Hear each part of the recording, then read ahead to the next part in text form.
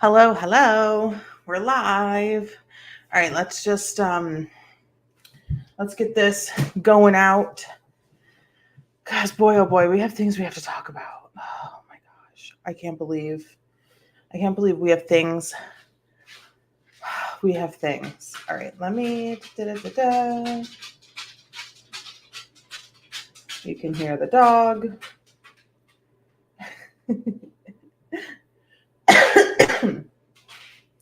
Let's see. It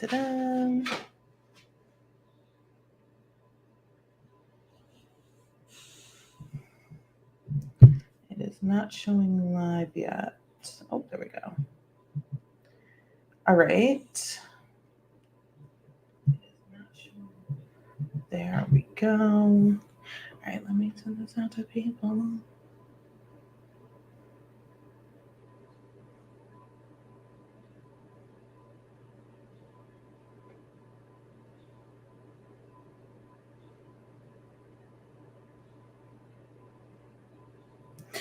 All right, so we did it. I can't say that I was able to sit and watch with you guys the entire trial because job and the schedule of the trial completely changed to where everything was awful for my job schedule. At the beginning of it was like, oh, it's going to be great for my job schedule. And then it completely shifted and ruined it. But we tried. I at least was able to get everything on camera for you guys. I know it's other places to watch too, but we have to talk about the verdict. We have to talk about what happened after the verdict. We have to talk about what happened to people after the verdict. And we have to talk about what's starting to wear the pool. Look, this pool is fighting against me, actively fighting against me.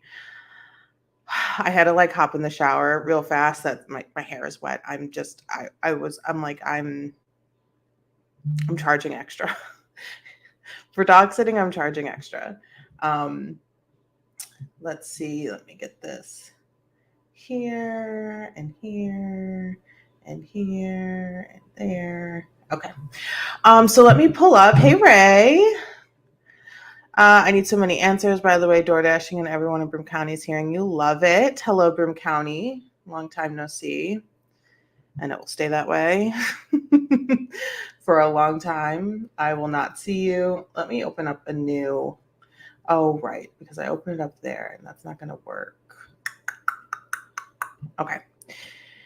Let me open up YouTube. Let's go through together as a team the verdict, reading of the verdict, the reading of the verdict. It's exhausting. It really is exhausting. What happened, how it happened. So let's just watch it. And then we will, that has afterwards outside.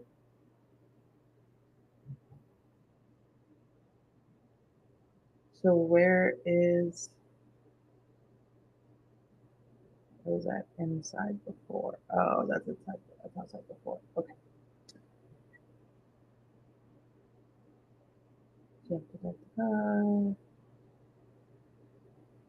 Sorry, I'm just scooching through all of this because it is so much. There was so much happening.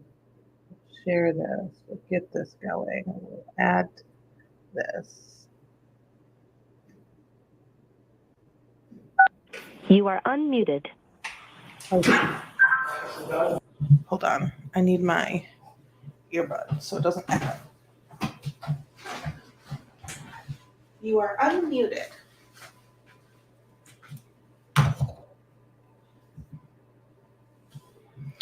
I picked up a monitor so that I had a monitor here so I wasn't like struggling, and I'm still struggling. I'm still. All right. Thank you, BC, your closing session. 22-117 Commonwealth versus Karen Reed. All right, the jury is at an impasse. So immediately, the jury note comes in. This was after they were read the Tui Rodriguez, which is basically like, hey, you need to figure this out. A lot of time, money, energy has gone into this. There is no one better for this job than you. There's no one smarter. There's no one who could figure this out better than you. This is your job. You have been given this job. We picked you out of how many hundreds of people. So that was already read to the jury. So they came back Friday. They came back Friday and were like, hey, we are just not going to come to a conclusion. We're not going to make, we're not going to be unanimous. We're not going to figure this out together. We're not going to do this. It's not going to happen. And that was before lunch on Friday. And then the judge was like, okay, well, keep going. Because at that point it had barely been a couple of hours. Essentially, it was 2 short days from, I'm thinking, like 9:30 to 3:30, essentially an hour lunch in there, half a day, couple hours the first day they had it, and then this came back. So they got it on Tuesday, I believe. Wednesday, Thursday, Friday, they came back before lunch and they're like, we're not going to decide. And the judge was like, you're gonna have to decide. We're gonna have to figure this out. Keep going, keep deliberating. They came back on Monday and it was, we're not going to be able to decide. And so the judge was like, I'm going to read you the Tui Rodriguez, which is basically, figure it out.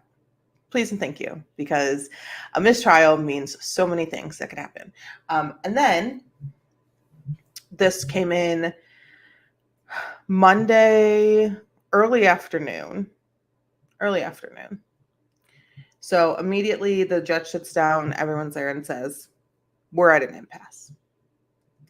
So we'll bring them in.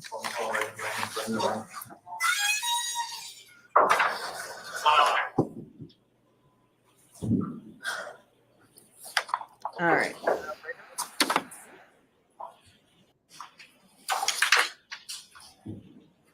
I'm going to set normal speed because people's faces.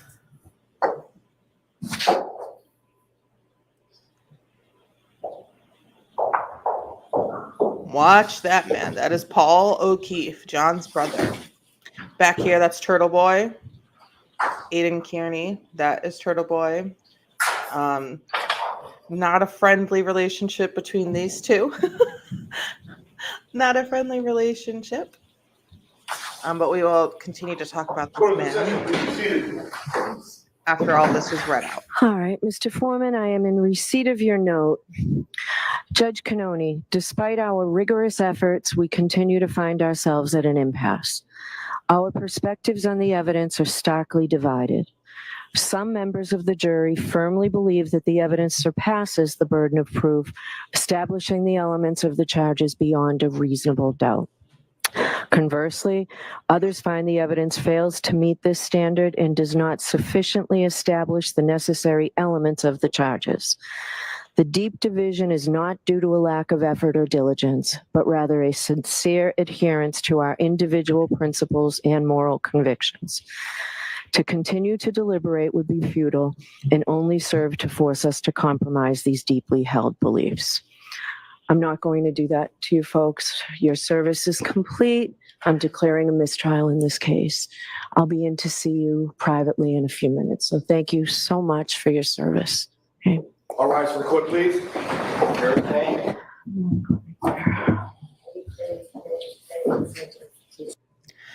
The words that were chosen, I'm sure by everybody, signed by the foreperson or directly written by the foreperson that was chosen by the judge. Very, very impressive. There is nothing left to talk about. There is no way that either person or persons that are feeling a certain way are going to give up their moral constitution and fly with the crowd. They are not going to cross lanes. It wasn't going to happen. And it doesn't have to. It doesn't have to. We all wanted a conclusion to this case because this is mistrial is not a conclusion. A mistrial is a current at hand conclusion, but the mistrial now is we have gotten off of one roller coaster. Now we are entering another one. So what's going to happen? We'll figure out. But the writing of that note was deliberate, it was concise, and it was basically demanding, like, stop making us deliberate. We're done. We are done. We're done.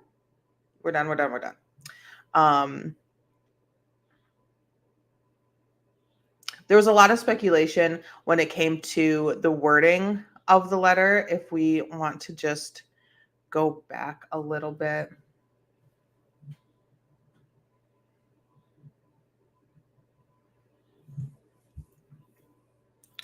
And listen to the specific words that they used. An impasse. Our perspectives on the evidence are starkly divided. Some members of the jury firmly believe that the evidence surpasses the burden of. Some members of the jury. So there's a lot of talk, there's a lot of chatter about some members of the jury. We all want to know how this jury was split. Was it split 6 and 6? Was it split 5 and 7? That makes 12, right? Or was it split 11 to 1? And how was it split? Was it 11 not guilty, 1 guilty, or was it 11 guilty, 1 not guilty? How was who were the we don't like who were the holdouts, but how was it a holdout? Got a call now and I'm meeting me back at 15. That's okay. That's okay, no worries. We want to know how it's split. We want to know who and why and what was the holdout and what piece of evidence is telling you one thing that's telling others something else. We want to know. I personally probably think from talking to humans and who have watched and not watched the trial, I feel like it was probably closer to 10 or 11 not guilty and 1 or 2 guilty. But I don't have that information. The only way the public would get that information is if either a legal team share that information publicly. And that's if the judge went back, which she did. She said she was going to go back to the deliberation room and speak with the jury. And if she even polled the jury to see what the holdout was. I don't know if she did because I don't know what happened in a room, where it happened. I wasn't in that room. So I don't know. And until we know from like a source or multiple like reliable sources, that information, it's all just speculation. So let's continue with this. Of proof, establishing the elements of the charges beyond a reasonable doubt.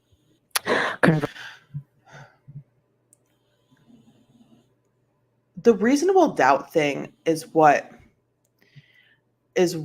got me a little concerned. Was there confusion in the jury room with reasonable doubt and like all doubt?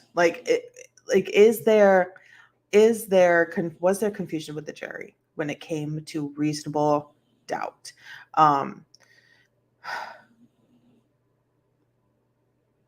I fear that there might have been a little confusion. I don't think either the defense or the Commonwealth,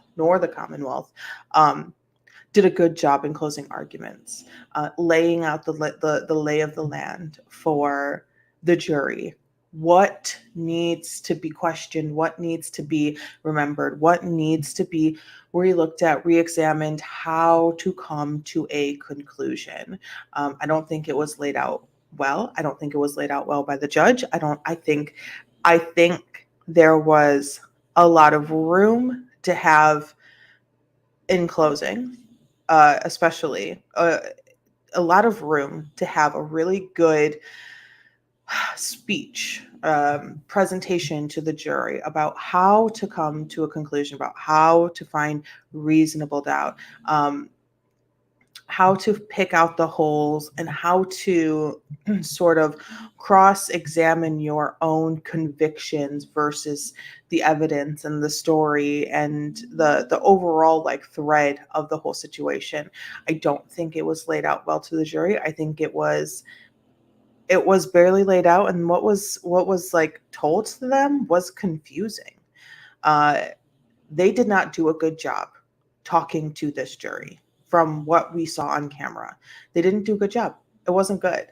It was hard for us as people sitting on this side of a computer. So I can only imagine how like difficult and stressful it could have been for at least a couple of jurors, to be sitting in there with the tension so high, having a realization that things are getting a little bit out of hand. They can hear the crowds outside. I'm sure they've overheard some people talking about, wow, these people are outside, and how big it's getting. Um, they had spent a lot of time sitting in that room watching lawyers, professionals, uh, and judges, sort of, I don't want to say lollygag, but sort of just not handle this in the best way possible. And I think it's fair to say that everyone at this point in their life, if you're on a jury, has some sort of idea of how it should go. Not that they've all experienced it, not that everyone's been on a jury. I've been called on jury duty twice, and every time I get so excited, I pack a lunch, I'm like ready to go, and everything gets settled, which makes me so mad. But I think that you go through you go to you get summoned, go to jury duty, and you end up filling out questionnaire after questionnaire, sitting through conversations, and can you do this, and are you able to do this, and can you think openly, and how's your mind, and what do you think about police, and going through all that, and you're like, wow, this is a big thing. Like, you're getting into a big thing, and you can feel that it's already a big thing. And I'm sure there's jurors who probably maybe heard the name Karen Reed, maybe had some sort of idea, but the majority of the jurors had very little idea of what this was. But having that day-to-day experience of walking to a room, feeling the tensions get like just tighter and tighter and tighter. The air is getting hotter and hotter and hotter. The AC is on. No one's speaking up. You can't hear anything. No one's doing anything about it. You feel like you're being thrown around. They weren't taken care of. They weren't taken care of as a jury. They were given a schedule, and then the schedule completely changed week 2. Everything went off the rails. The whole thing was, it felt like the entire case, like it felt like this entire trial was just a lawn full of tent-like pieces. Like, there wasn't anything that was like, wow, this is really going to get the jury this way. There were moments, there were witnesses, but there wasn't a time span. There wasn't the Commonwealth didn't tell a story. The Commonwealth didn't give them a timeline. If they go and retry, everyone pretty much knows the case now. Yes, and I'm definitely going to talk about that when we talk about what happens next, because there's a lot of questions and a lot of things that could happen. But I will be watching the hearing, so we'll talk about that for sure. Um, And the jury knew how big it was getting. But they were handed, a bowl full of milk and said, "Yeah, put some cereal in it." But they didn't have any freaking cereal. I don't know. That was that was the worst analogy. They were handed a bucket full of Legos, and they were told to make a thing, but no one has ever played with Legos before. Like they don't know. They don't know. There's no master Lego builder on the jury. They're just jurors. And they were handed this thing that even lawyers were like, "I'm kind of confused." Someone who is not trained in legalese is also going to be hella confused, my guy.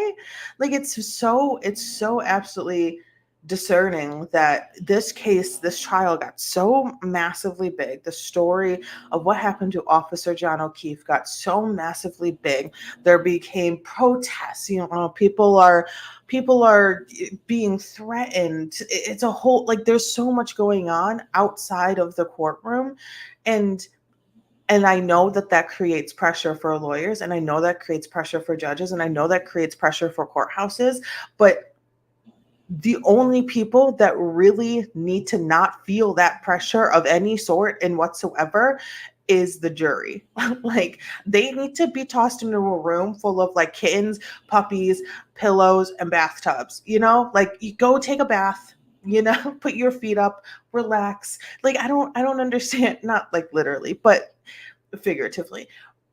But they need to be completely sheltered from the hysteria that was happening surrounding this case. And yes, I'm sure that they did a really good job of not looking online and not reading anything and not talking to anybody. But telling a jury that you're going to have a 6-week case, and then it turns into like an 8-week case, and then your schedule is all messed up, and they're trying to figure out their own lives on top of this. There was just, the handling of this jury was just so unimpressive to me as a not lawyer. I am not a lawyer, and I was very unimpressed. The amount of breaks, I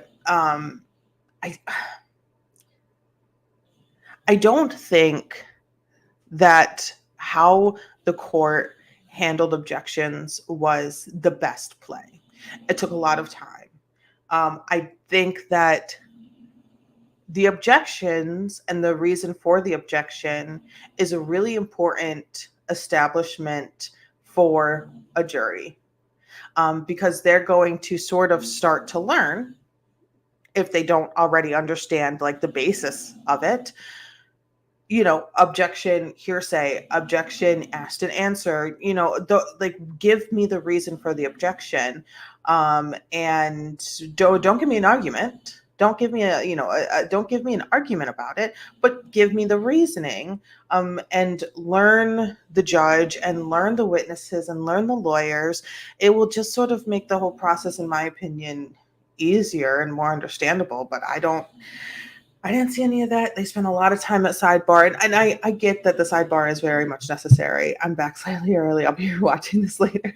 I'm just kind of ranting. I was just sort of ranting about how I was unimpressed with how the jury was handled by the court, changing up schedules, going into it with a set schedule and then changing it up. They weren't given the proper ingestible instructions when it comes to deliberations. I just did not feel comfortable with how it all went down. Not that like it was wrong, it just wasn't like the best way it could have been.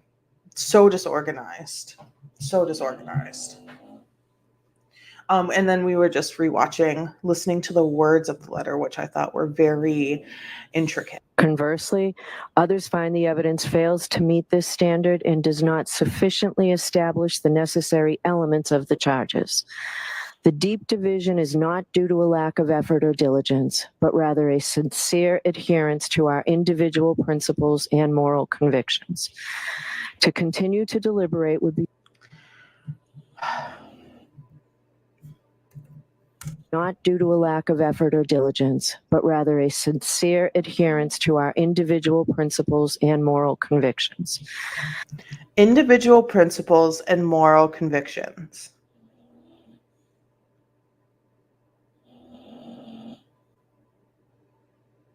it's so interesting.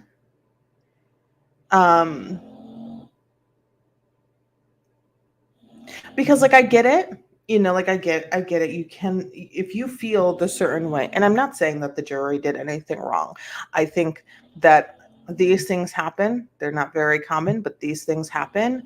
Um, but I think that your moral convictions when it comes to the evidence, when it comes to the witness testimony, this is where I think that the jury were not advised properly that this is so this is their final letter to the judge, that after the Tui Rodriguez, they still cannot come to a unanimous decision. I just feel like your moral conviction should be based on the evidence. What moral conviction would make you say she's guilty or not guilty? That isn't, like I'm not. I get it. I understand that there is the moral conviction that she is guilty because look at the tail light. But what about all of the other evidence that is like, how does that make sense? So I don't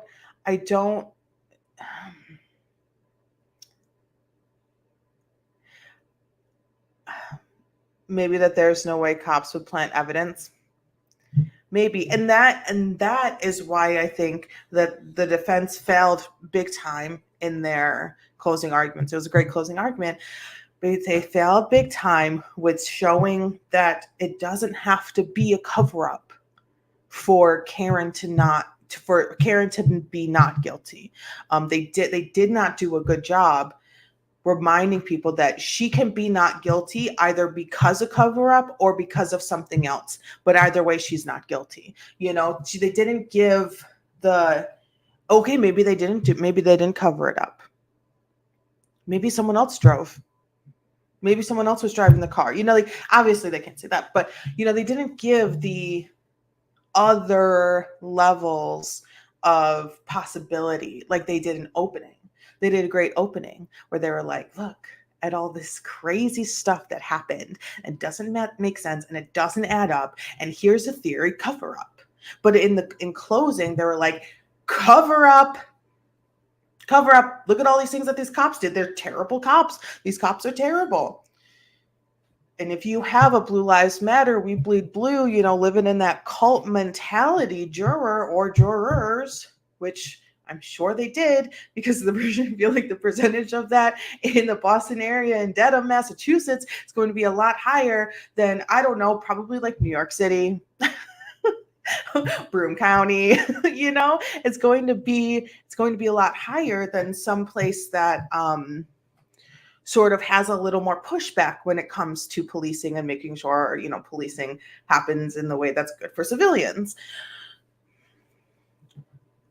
They went too hard on the fact that it was the cops that did it. Is it true Proctor is done? Yes, Raylene is like, get to the things that I want to talk about. I want to talk about all of it. Yeah. Well, yes and no. Proctor, we'll get there. I love you, Ray.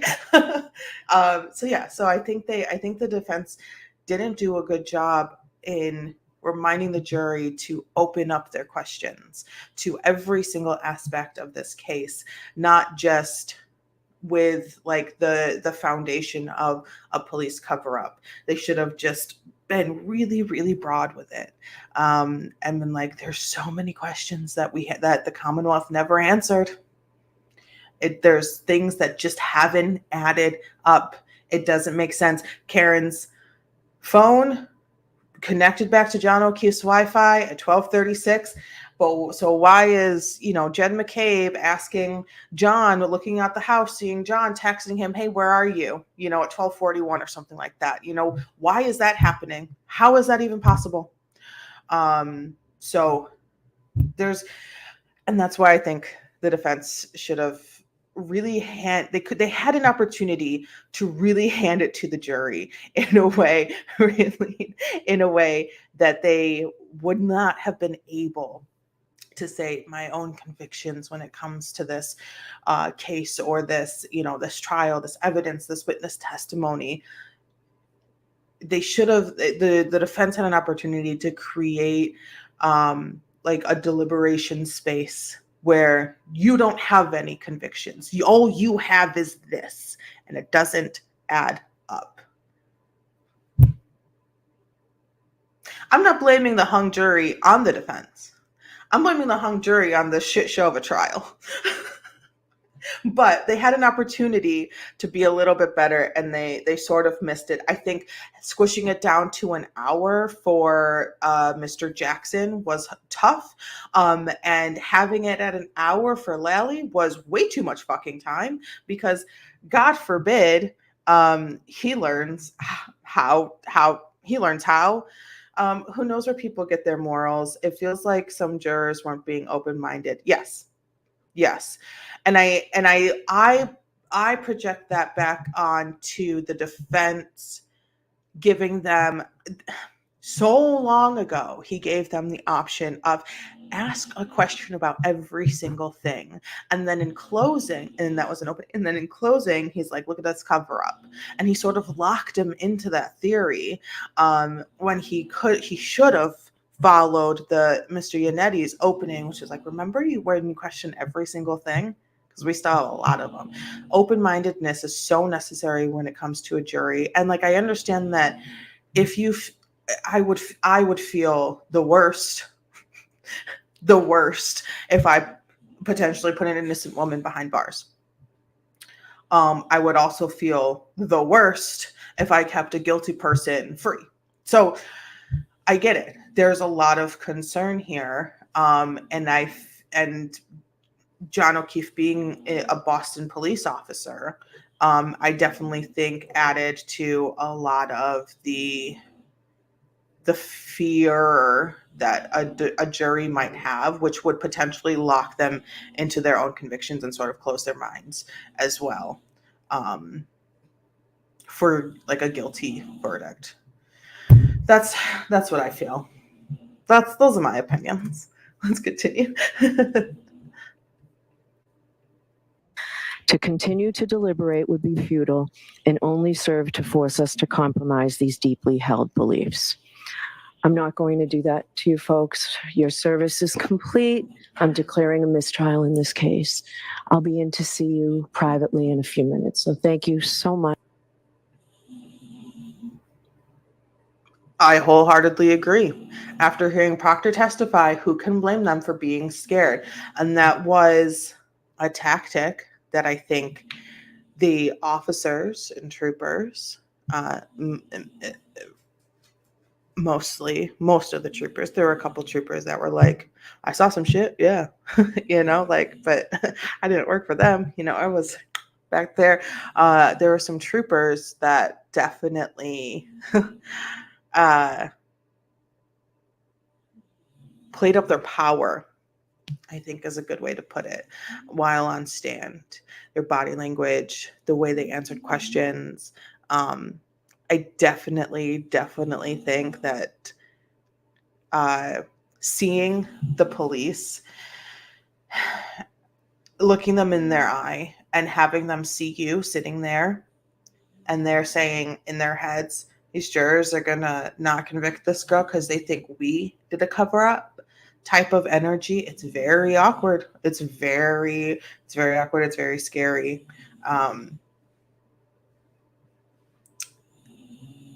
Yeah. Oops. So much for your service. Okay. All rise for the court, please. Not even a little speech to them. Not even a little, like, I know that she's going to go back and do it.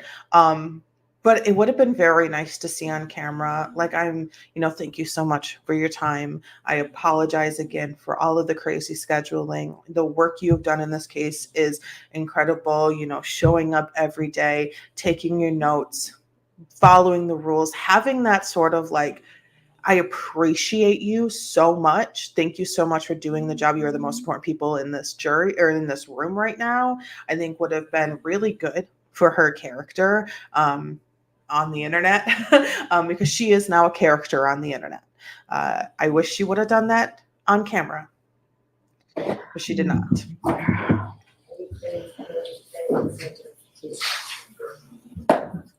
All right.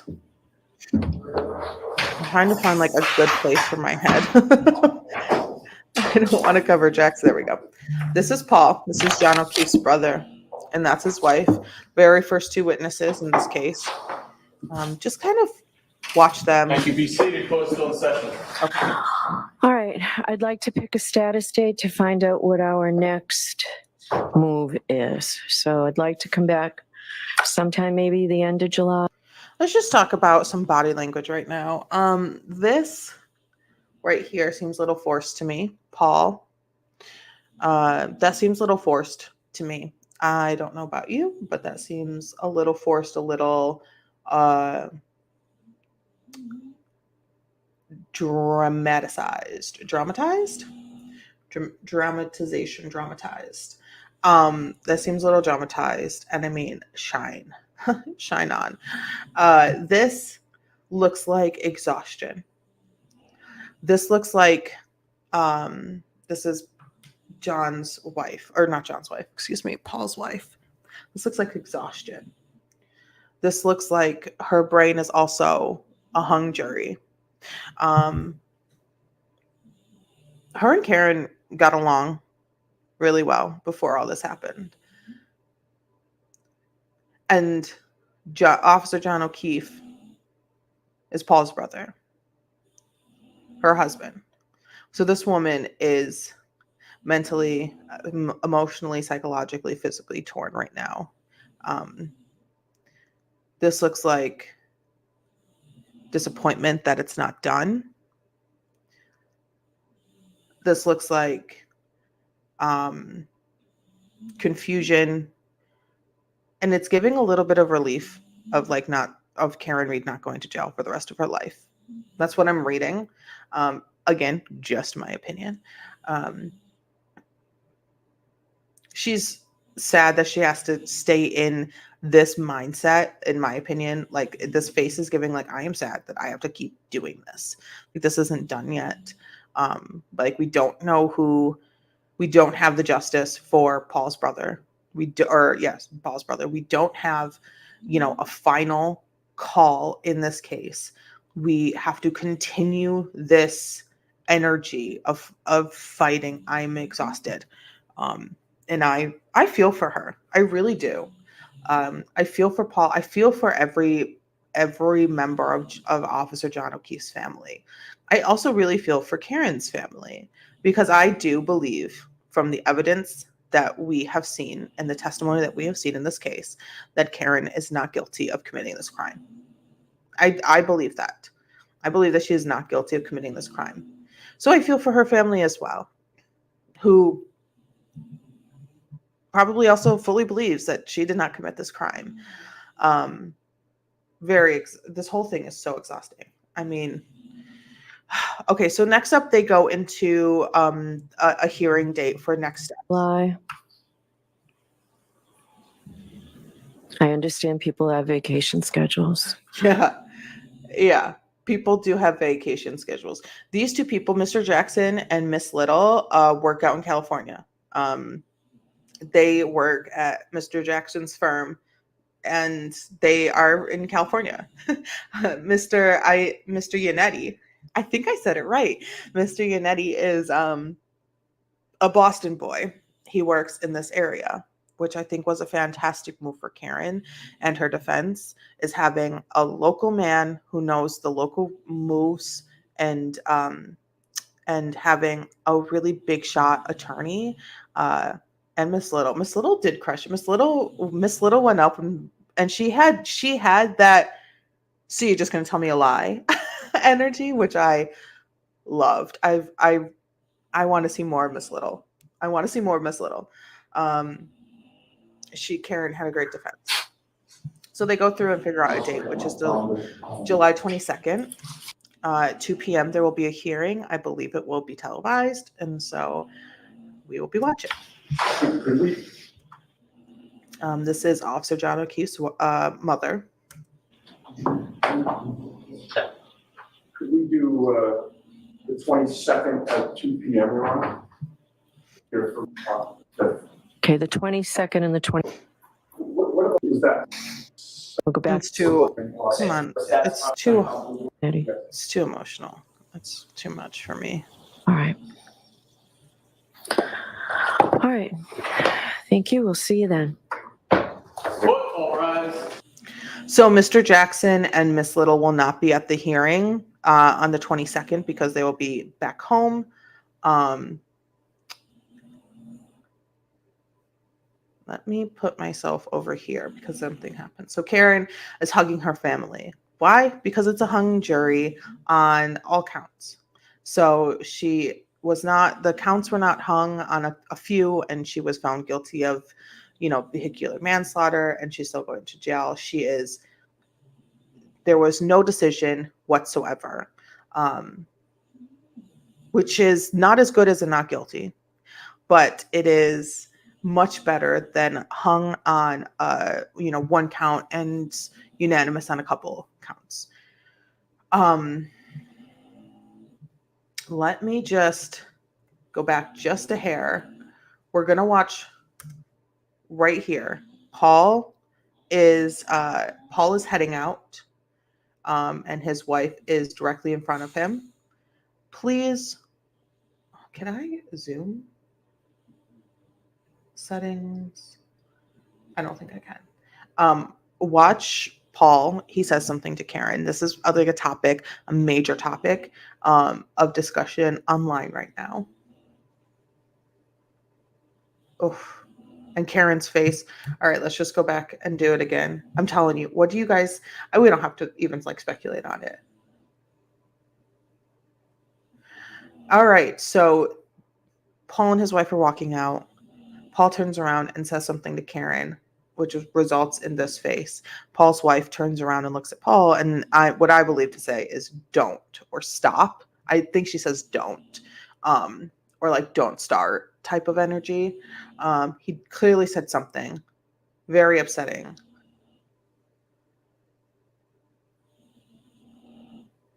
This man, I don't know who everyone is directly, but there was definitely issue taken up with what happened over there. There were sort of like defense stances taken, especially by this man in the vest.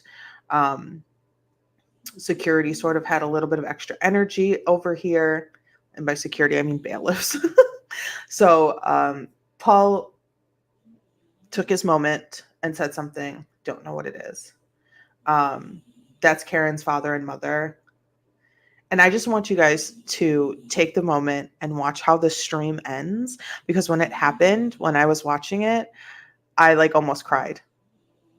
And the two ladies, as everyone exits, just sitting there, they're probably like, girl, what the hell just happened? And then it goes to the fan. So having that moment of the two court secretaries and reporter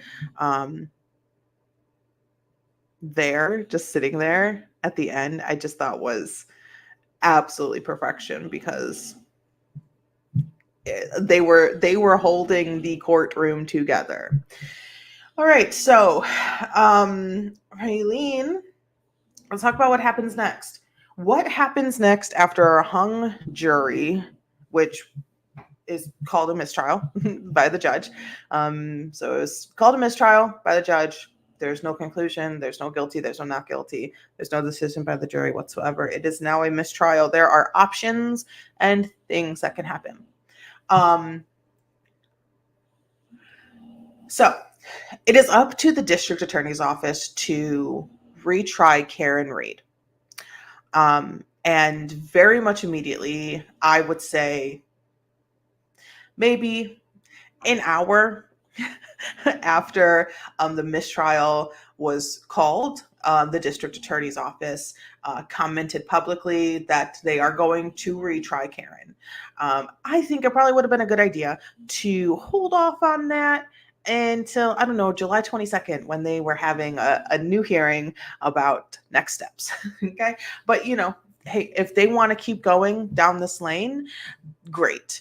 And it would probably be very helpful for them to maybe find a little more solidified piece of evidence if they want to go down this route of retrying.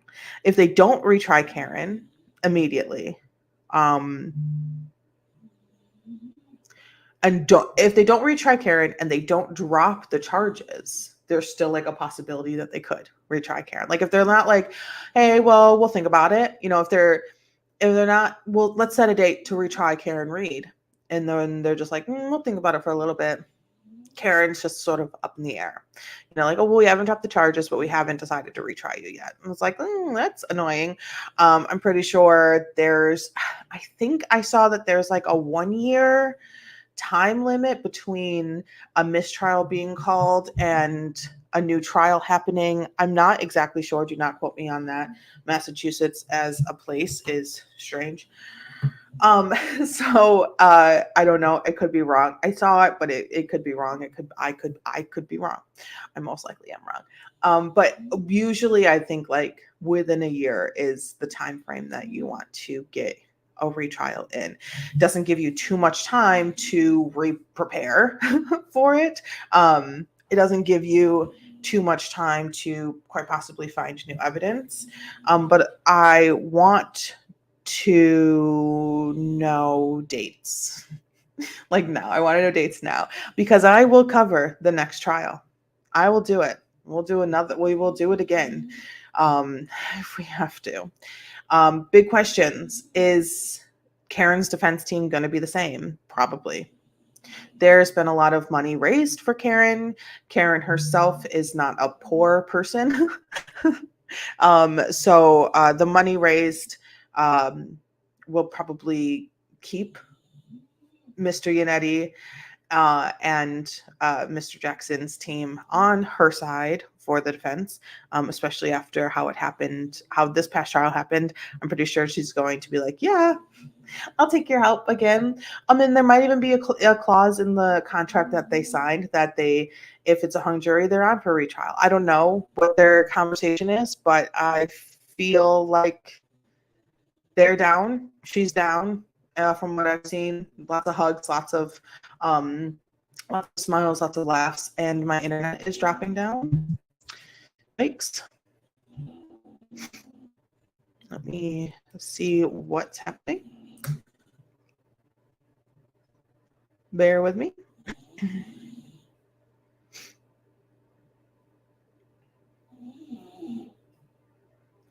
Bear with me. Oh, I think I might have jumped back up to working a little better now. I think it's moving.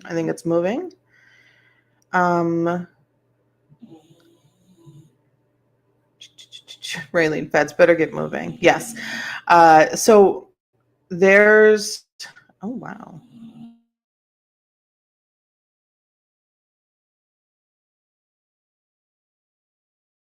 Wrong direction. Survivable. Okay. Gosh, sorry, I'm gonna drink and sort myself.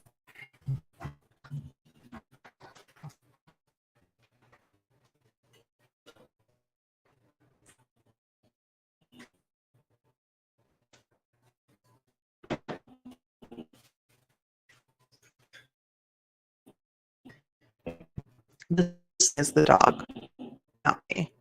There was a bunch of exculpatory evidence the defense couldn't present, but they would in the retrial. Probably.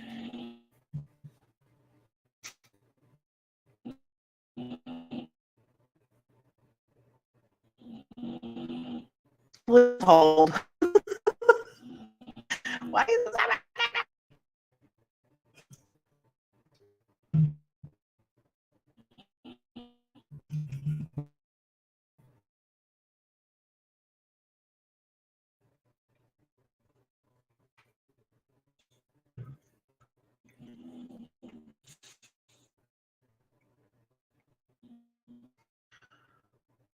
Proctor can testify.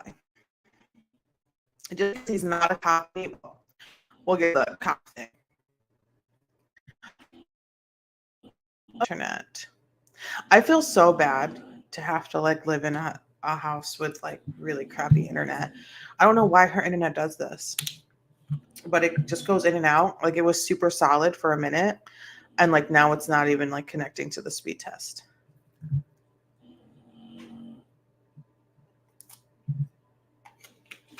I don't know what it is. All right, it looks like it's getting a little better. So new trial means I don't remember where I was when I was talking about any of this. My hair is what's actively drawn.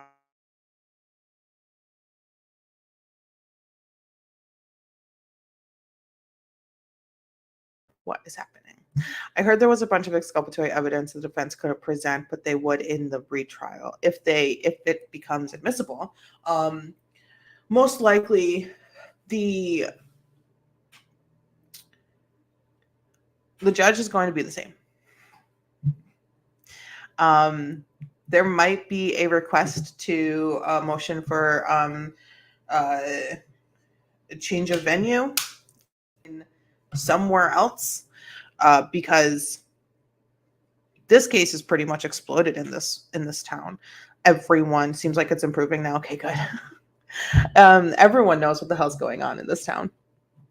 Everyone knows, and I'm sure that there are people that didn't follow it, but I'm gonna go with that they're probably either elderly or like live under a rock and wouldn't even get a jury summons. They do cast a pretty wide net, though. You know, like the net for a jury is big, but also, if Proctor isn't a cop now, defense, what happened that you're no longer working? And that's all. Okay, so let's get to these questions. I heard there was a bunch of exculpatory evidence the defense could have present, but they would in the retrial. Yes and no. There are things that they probably would be able to get in the retrial, depending on how far like the FBI investigation went, or is happening, how far, maybe things change now that Proctor is sort of up in the air with his having a job and whatnot. There's definitely things, if they become admissible, they'll probably definitely try to get a lot more in. I hope. We all could dream that it isn't Lally prosecuting this case, but it will be. Plus, with no Proctor testimony, Proctor will still testify. He will still for sure be called onto the stand. And this case is very interesting when it comes to testimony and like impeachment. So there was a state grand jury for this trial. So the state grand jury convened to look at the evidence, to hear testimony from witnesses for this trial to be a case, to have charges to move forward. So the grand jury was like, yes, there's enough here that we can, you can move forward and press the charges and, see how she pleads. And if she pleads not guilty, then you can move forward and have the trial. And then there was a federal grand jury as well that convened to look at to have witness testimony and to look at evidence of this case. And that was because there were a lot of questions on how the investigation of this whole thing was going. So there's testimony at the state grand jury, there's testimony at the federal grand jury, and there's testimony now at the very first trial. And all of those, like, pieces of testimony, just like we saw in this trial where Mr. Jackson was like, okay, but didn't you say this at the grand jury? Didn't you testify to this, just a couple months ago? Didn't you testify to this last year, a year and a half ago? Didn't you testify to this? So that was him like fully impeaching these witnesses, showing them like, so you said something different. So were you lying then, or are you lying now? Because you have to tell the truth you're under oath. So that's the impeachment of a witness is proving through like prior testimony, even if it's like 2 questions earlier, even if it's, during direct examination and during cross-examination, it's pulling the same answer to the question and it's a different answer, type of situation. And so now they have 3 different answers to many of the same questions for the majority of these witnesses, of the majority of these civilian witnesses, at least, and cop witnesses, the experts, they're experts. And not all experts are equivalent to each other. Not all experts are actually experts, as we can see from this trial, which was one of the worst showings of expert witnesses that I have ever seen. So yeah. Proctor will definitely still be called in the retrial. And what has happened since the mistrial was called will probably be brought up as well. Just showing and proving just how terrible of a job he was doing, to the point where Internal Affairs started investigating his actions for this case, which resulted in him being where he is now. Which, do you want me to read? Oh,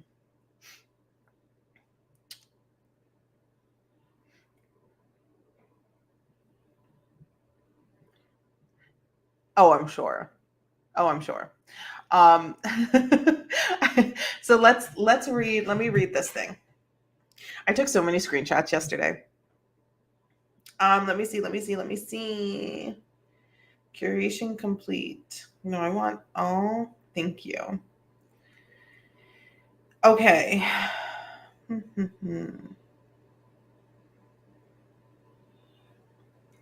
All right, so NBC 10 Boston, let us all be known that let us all be known. Yes, Reed. That Michael Proctor will be relieved of duty, state police say, after Karen Read mistrial. So the highlighted info of the article, Massachusetts State Police say Trooper Michael Proctor, who came under fire for texts he sent as lead investigator in the Karen Read case, is being transferred from the Norfolk County District Attorney's Office. So upon learning today's result, the department, this is a quote, upon learning today's result, the department took immediate action to relieve Trooper Michael Proctor of duty and formally transfer him out of the Norfolk County District Attorney's Office State Police Detectives Unit. Colonel John Maughan, interim superintendent of the Massachusetts State Police, wrote in a statement, "This follows our previous decision to open an internal affairs investigation after information about serious misconduct emerged in testimony at the trial. The investigation is ongoing." Okay, so it's not an immediate firing. He is not immediately fired. Let me go back to my pictures. Okay, so this is another this was another sort of piece of the news burst. Following the mistrial in Commonwealth v. Karen Read, the Massachusetts State Police would like to offer our condolences again to the family of Boston police officer John O'Keefe. We cannot imagine the way in which this result has heightened the O'Keefe family's immeasurable grief, heartache, and sense of loss. John lived a life of honorable service, both to the city of Boston and the children entrusted to his care after the unexpected death of his sister and brother-in-law. We will remember him.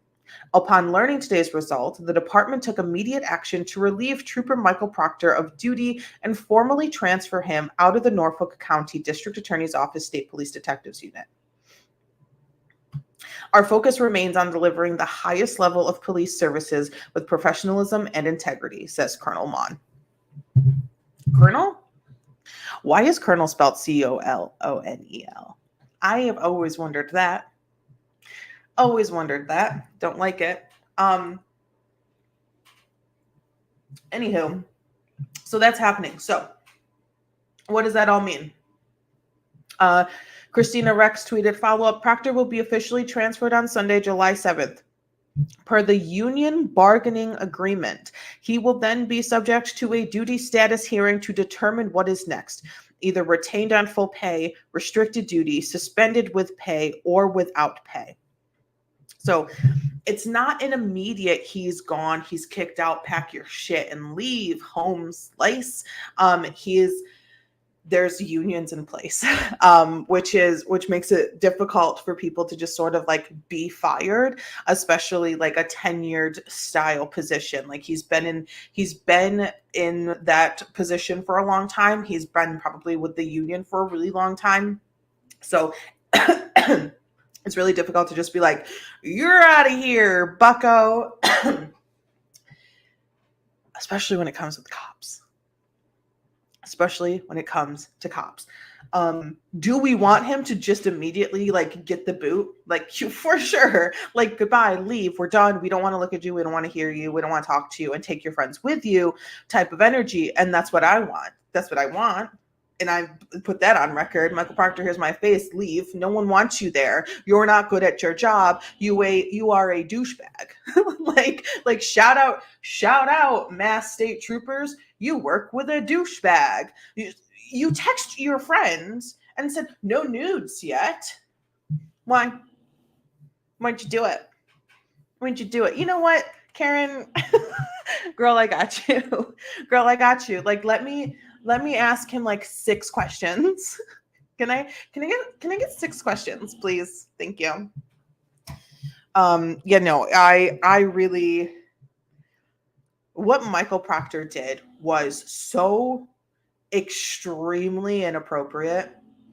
And not just in like the legal sense of, breaking protocol, not just in the sense of going through something that you didn't necessarily have a search warrant for, going through something by yourself, like protocol, someone else needs to be there, why are you going through it anyway, type of thing.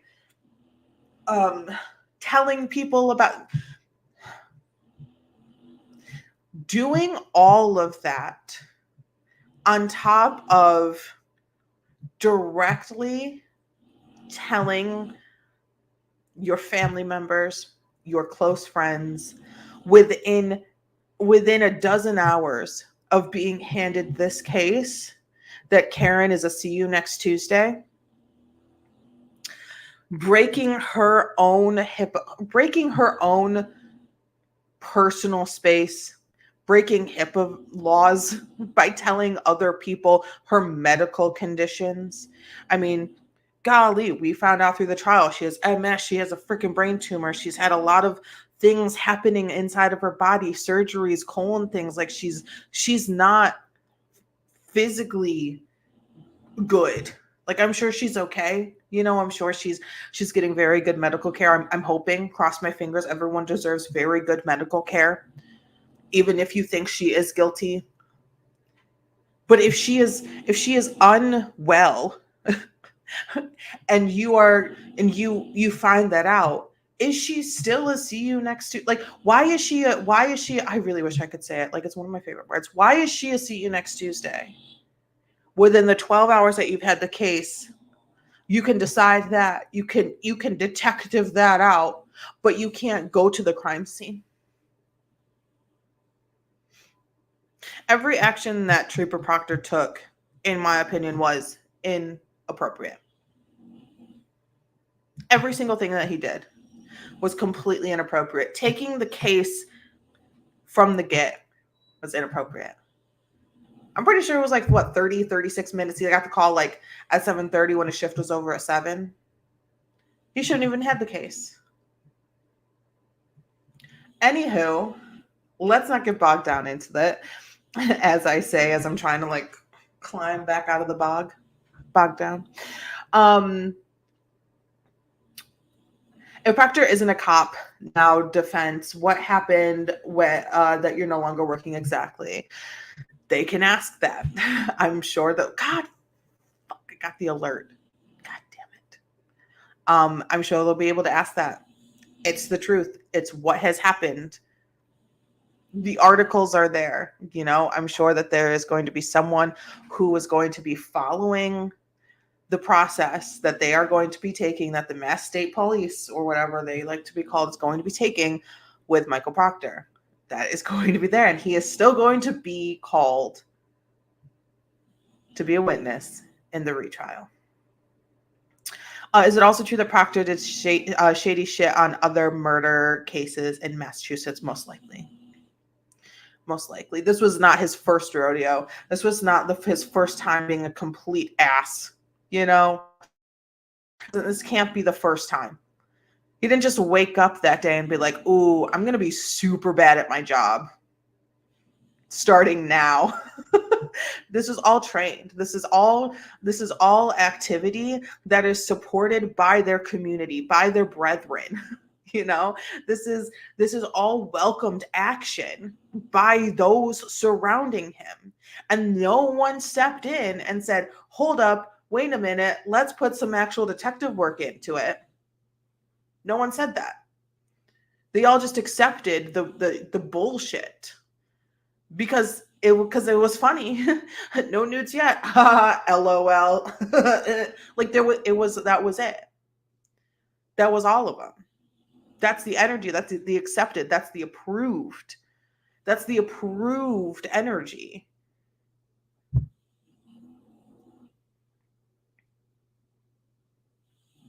The Sallyport video. Here's the video. Why is someone getting out of the passenger seat? We all thought that was the passenger. We all thought that was the passenger. And we were looking at the side. We're like, why are there two people in the car? We all thought that. Everyone thought that until Jackson was like, but isn't this mirrored? Why don't you tell us that? We're not seeing the passenger side. We're not seeing the passenger side tail light and 3, 4, 5, 6, 7 magical people standing over on the other side of the car. We're seeing the driver's side. And so all those other people standing behind the car, they're hanging out by the passenger side tail light. Who knows what's going on over there? It's not on camera. Why didn't you tell us that? Why didn't we know that? How'd you get this video? What video did you see? Did you see the one that made it look right? Or did you see the one that made it look completely wrong? Which one was it? And he's like, I saw a video. Like, fuck, I can't. It was so absolutely, completely frustrating. Change of venue could be on the table due to how many people know about, due to how many people in the community were outside of the courtroom protesting for whatever side they preferred. Yeah, due to the activities in Canton while the trial was going on, to the arrests that happened, to the assaults that had taken place, mainly with Turtle Boy. Mainly with Turtle Boy, which I get it. His presence in that town during the trial is going to ruffle a lot of feathers, especially feathers of people who love to get them ruffled. Like, there's people out there who love having their feathers ruffled. They love it. They love it so much. There's people out there who love it so much. And there's people out there who think that they're above the law. And there's people out there who think that someone's presence is a threat, when in fact a threat is a threat, and existing on a public sidewalk is not.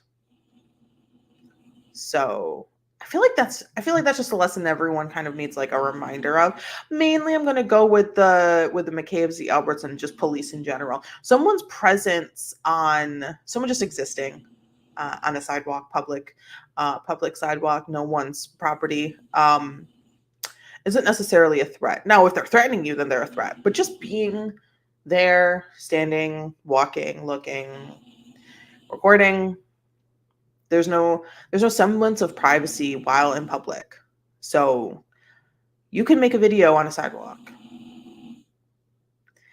Now, do you know that you in particular, if you are the one sitting on the sidewalk making a video, that you in particular are not the one person that people want to see, Turtle Boy? Yeah, you're probably going to be approached, talked to. Do you or your partner deserve to be touched in any way, shape, or form? Absolutely not. That is assault. Do you need your phone snatched out of your hand? Absolutely not. That is also assault and battery. So there's, which is what happened to Aidan Kearney. So Aidan Kearney was outside of CF McCarthy's about a week ago, maybe at this point. And he was making a video. He was in CF McCarthy's. And people were recording him and taking pictures. And I don't believe he reacted because he knows better. Like you can't react. Whatever, like, okay, I was just on camera in the courtroom, like you're on camera. There's security footage, you're on camera. And then when he was outside on the sidewalk, he was approached by, oh my gosh, I forgot her name. Was it a Nagel? I think it was a Nagel that came up. A Nagel or a McCabe or an Albert, or one of those. A family member of those who were a family member of a lot of the people who were defending themselves, well, called to be witnesses. And she snatched his phone out of his hand. It was not a good scene. And it brought out a lot of, I wish I could I play it? I don't know if I could play it. It brought out a lot of energy about, they're calling them online the McCabes, or McAlberts, the McCabes and the Alberts, and like that whole family, and the sister and married the wife, and the wife married like it brought out a lot of conversations about it. And I don't know if I necessarily like the conversations. There's a lot of tension, a lot of energy, a lot of frustration around this whole thing, and yes, Turtle Boy wrote about all of it. Wrote about everything that he found, that he read, that he put together. He wrote about it. He brought a lot of these issues to light. And so they have a lot of frustrations against Turtle Boy for telling the world about what has happened, and his opinions and his frustrations, and is it a cover-up? Is it not a cover-up? What's happening? All of the questions. I don't know. I think he might have taken the video down, actually. It might have been part of the discussion to take the video down. Anywho, that's fine because we don't need to watch it. But just, I want you to know that Turtle Boy, he's a bit of an instigator. You come on, man. He's a bit of an instigator. You gotta believe it. But instigator or not, you cannot respond with violence and not expect to be, arrested on assault charges. If you respond to a verbal instigation with violence, you are the aggressor. That's like just point blank, period. If you respond with verbal instigation with violence, you are going to be arrested.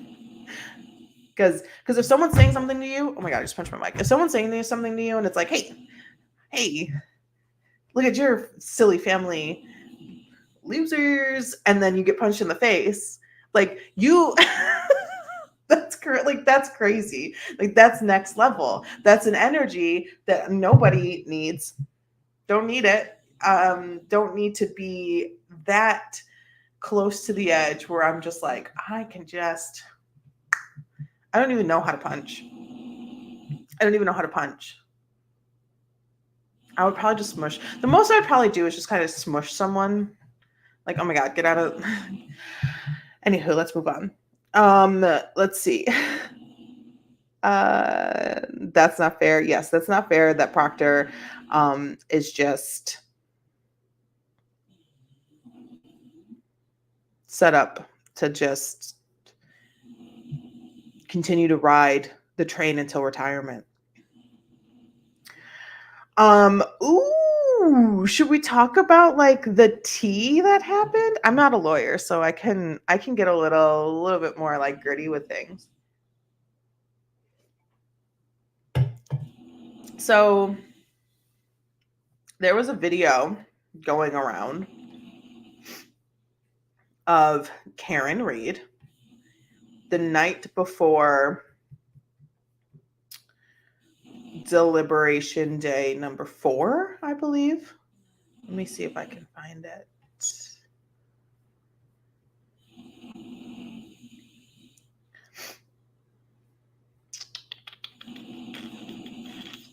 Give me 1 second. Let me find it.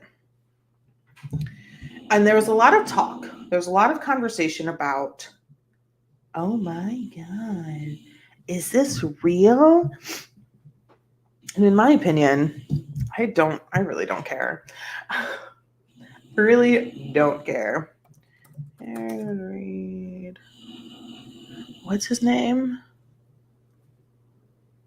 Oh my gosh, what's the defense attorney's name? Not Yannetti. Jackson.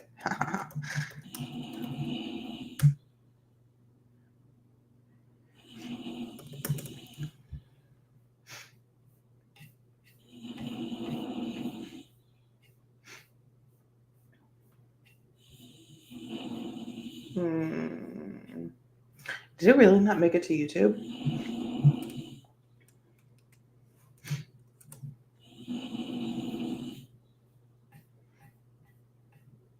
I'm trying to find it because I feel like it's kind of like the gossip of the trial. No, it's a little bit like dumb,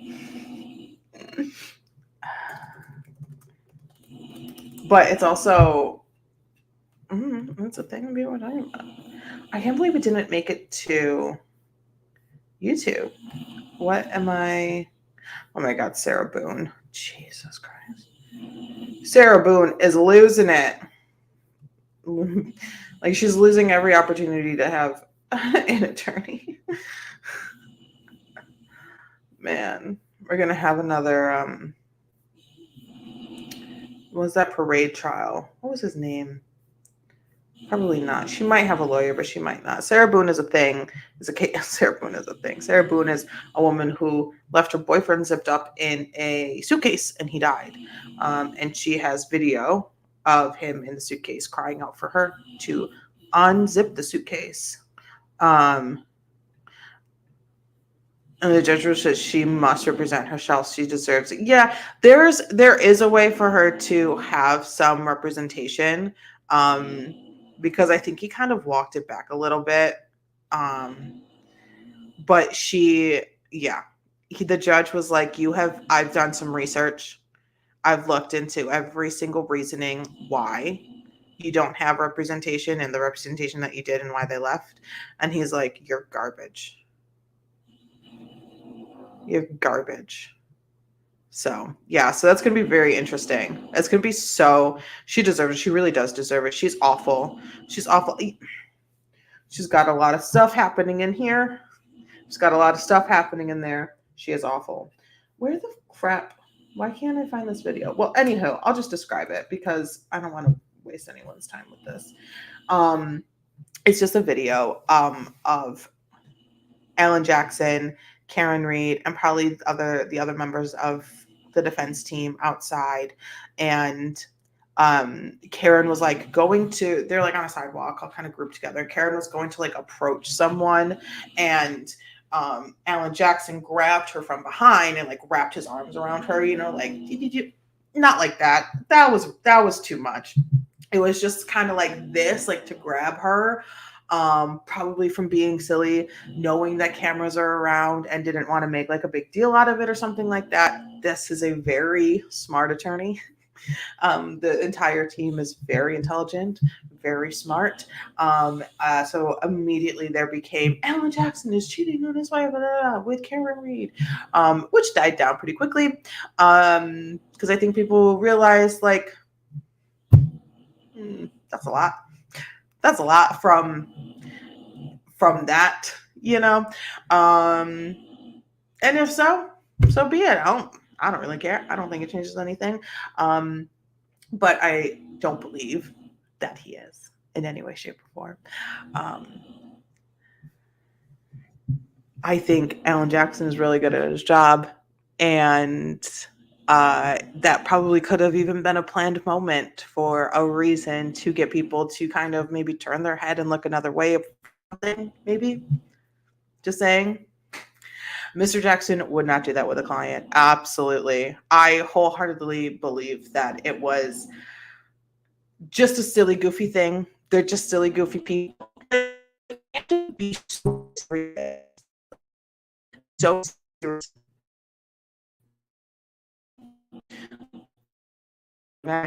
Internet is going to be the death of me. Internet, anywhere I go, every internet I touch turns to dust. What is the problem? You have to be so professional and like smart and like not have joy and not feel things all day long, and then you get a weekend and the weather finally cools down a lot. You're not sweating in a suit. Oh, could you imagine having to wear a suit in 95-degree weather in a courtroom that has no central air? You have to wear a suit and pants and like socks with shoes, and you have to do this all day. Hey, Crystalline, how are you? What's going on? And you have to do this all day. And then you finally get to go out with your besties that you're spending 2.5 months in Massachusetts with. And you're going out and you're having a good time and you're having good food because you all got a little money. Like, y'all ain't broke. Just saying, they're not broke. They're not poor people. Okay? They're not poor people.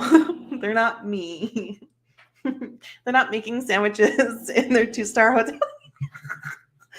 That's me. I love making a sandwich in a 2-star hotel. But they're not poor. I mean, they're not like Elon Musk or anything, but they're going out to nice dinner, and they're having drinks and they're having conversation and they're letting loose. They're getting that energy out. So they hug, they touch, whatever. Like, oh, people are so dramatic. So let's see. Crystalline or Judge's robes. Yeah. Yeah, but she probably got like a fan underneath there. What's going on with the court? What happened? What did I miss? What is going on with court, Crystalline? Oh my gosh. So Crystalline, it was declared a mistrial due to a hung jury, which means that a decision could not be made by the jury on either finding her guilty or innocent on any of the charges. So a mistrial is declared. And this was after many days of attempts, multiple sendbacks. I think the judge sent them back to deliberate twice. So they said, hey, we can't come to a decision. Judge said, keep trying. They came back. That was like Friday. They came back on Monday. They said, hey, we cannot make a decision. And the judge says, you have to please do your absolute best, send them back. And they came back Monday afternoon and they said, there's absolutely no way we can make a decision. We're just completely torn. Which I know Crystalline's like, what the fuck? Like, out of all of this, like all this the whole time, you don't have a decision. Yeah. So I feel like I can like get Crystalline's energy as I'm saying it like right through the screen. So there's no decision. It's a mistrial. They're going to be having a hearing July 22nd at 2 p.m. Eastern Standard Time. So 2 p.m. for us. If you're in the East Coast, right? You're in the East Coast. I think so. And they're going to talk about the steps that come next. The district attorney's office already said publicly that they are going to retry Karen Reed. And so there's going to be another trial. If they stand true to that statement, they don't have to. Yeah, New York. That's what I figured. I feel like I knew that. So there is most likely going to be another trial. Will it be in a different city? Probably. Will it be in a different state? No, it's got to be in Massachusetts, but they have to find a place in Massachusetts that is going to be able to reach enough people as they cast their net for the jury to then work their way through the hundreds, potentially thousands of people that they call for the jury, and ask them all, do you even know about this case? And they're all going to say yes. And then the trial is going to be postponed again, because they have to find a place where the jury doesn't, where the jury pool doesn't know every single thing about this case. That's going to probably, in my opinion, be one of the most difficult parts, is finding a non-biased jury that knows nothing about this case, because it's everywhere. It's in the Boston Globe. It's on NBC. It's on international news. It's on national news. What happened? A mistrial in a high-profile case is very abnormal. So people talk about it. It becomes news. It's everywhere. Boston. Yeah, I don't know, man. I think Boston will be hard because Officer John O'Keefe was a Boston police officer. And so his death was talked about. I don't know. I don't know what they're going to do. Maybe they'll find another town where people's memory is just as shit as Canton, because these witnesses forgot a hell of a lot.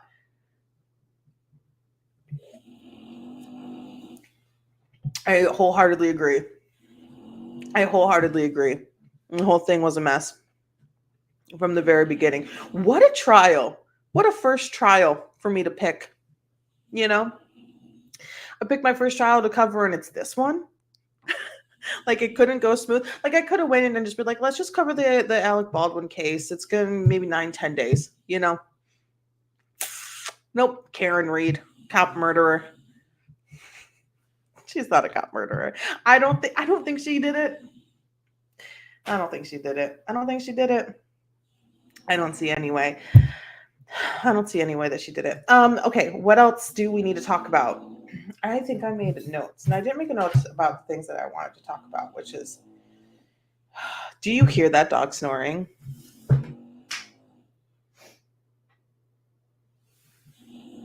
She had a really long night of sleeping. So then she woke up, and then she just, that good night's sleep really tuckered her out this morning. Anywho,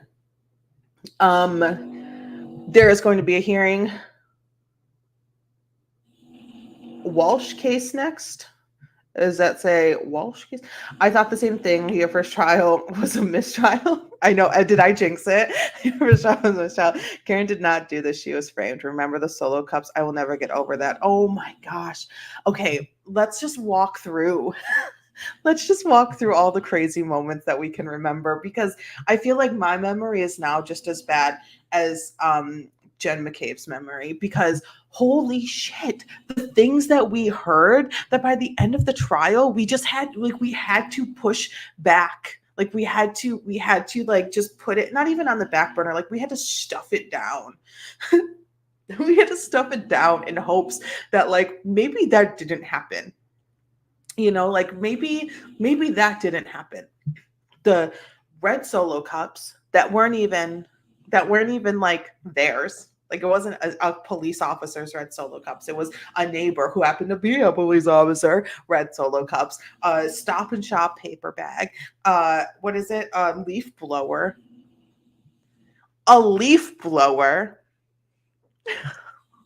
Like the insanity. I don't think she did it either. I don't think she was getting framed for it. I was hoping they say not guilt. I do think she was getting framed. Yeah. Oh my God. Oh my God.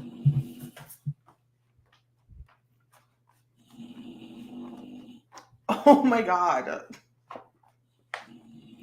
Like she loves me so much, and she likes to be where I am, so that's where she fell asleep here. Like not like in the living room, on the couch or anything.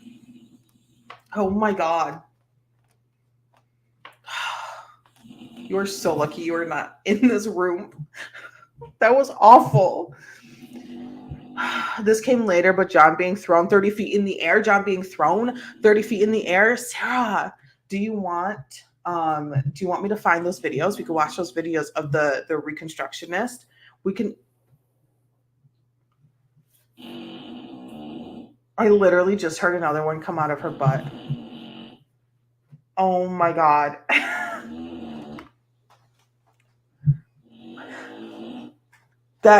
This is the worst experience of my life. Cheryl, I'm charging you more. I'm on my lunch break. Okay, let me see. Oh my gosh. Raylene, I think I sent the video to Raylene. Oh, and then we have to watch a funny video also.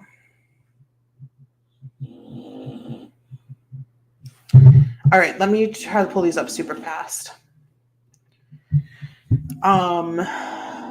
Karen Reed.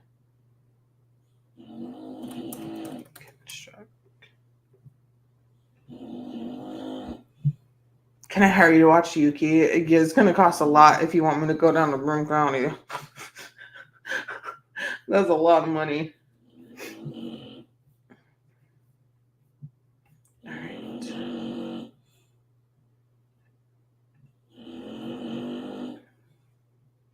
I don't think I watched this one. This one was from a week ago. No, hush. All right, let's just go through. Let's just watch all of her videos. There's only a couple. They're like a minute to 3 minutes long each. 1, 2, 3, 4. There's 5 of them. Okay, so this was the first one that this creator made, and we're gonna, of course, shout her out. And I am not stealing your content. Her name is Asget Industries. Let me put her on screen so we all see. Okay. I don't know why she's so gassy in the first place. Like, what do you mean? You know? Like, okay. So let me just take myself off real fast. So this is Asget Industries. This is Karen Reed Murder Trial episode 1, and you can just listen to her introduce herself because she's actually incredible. This is a 3D illustration of the Karen Reed murder scene. A special thanks to Emily at True Crime for bringing this case to my attention. If you like my work, please follow. The time is around 12:30 a.m., and Karen Reed sits in her car approximately 60 feet past the home where John O'Keefe's body was found. This is based on the prosecutor's opening statements that Karen Reed's vehicle traveled 60 feet in reverse at 24 miles an hour when hitting John O'Keefe. Karen leaves and drives back to O'Keefe's house, where she goes to bed for the night. Supporters of Karen Reed question these events. One thing is, it's reported his cell phone was found under his body instead of being thrown in a different direction. Other things that don't make sense is how someone being so far down the road would stop, back up quickly with the intent of hitting someone, and then that person would just stand there and not get out of the way. For me, one of the biggest questions is how it is possible that no one witnessed this. This wasn't some quiet night and everybody was in bed. There was nearly a dozen people in the home having a party. That's why Karen and John were there in the first place.